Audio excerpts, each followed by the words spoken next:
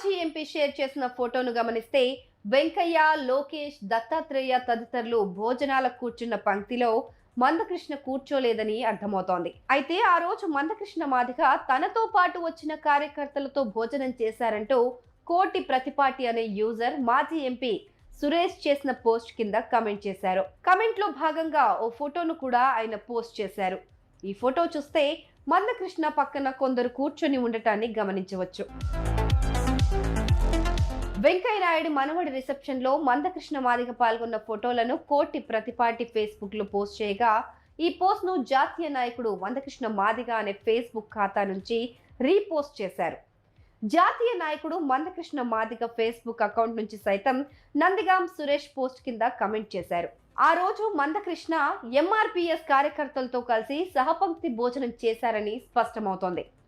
దీన్ని బట్టి ఉద్దేశపూర్వకంగానే తప్పుడు ప్రచారం జరుగుతుందని తేలింది.